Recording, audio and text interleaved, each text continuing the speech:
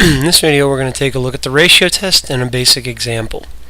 Ratio test is a very powerful test. So if we have a series, suppose that the sequence of ratios of a sub n plus 1 to a sub n has the limit where it equals L. Then if L is less than 1, it converges. If L is greater than 1, it diverges. And unfortunately, if L equals 1, the test is inconclusive. So there is a chance that we can get L equals 1, so you want to be careful when you do apply the ratio test.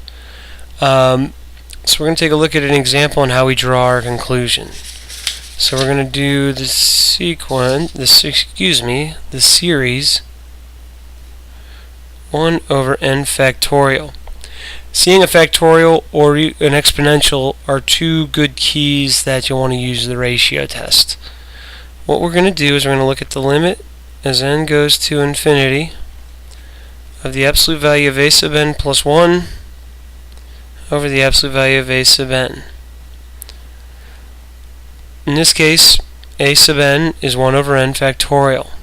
So I'm looking at the limit as n goes to infinity of 1 over n plus 1 factorial over 1 over n factorial. So the first thing I'm going to do is flip and multiply.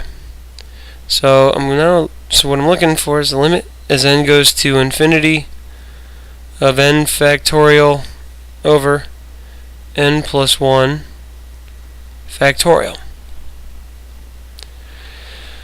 Now, a lot of times what you'll do is you can actually skip this step because you're always going to have a ratio. So basically what you'll do is you'll take a sub n plus 1 times 1 over a sub n and start to simplify.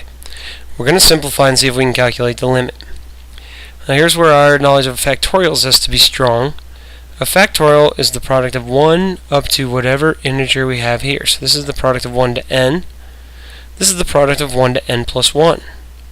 So let's say n was 5. This would be the product from 1 to 5. This would be the product from 1 to 6. So there's a lot of overlap there. And we're going to take care of that with some canceling.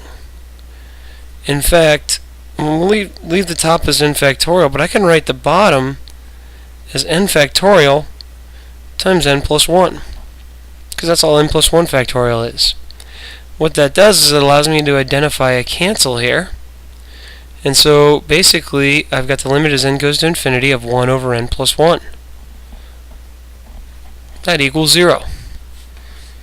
Okay, so we have a limit of 0.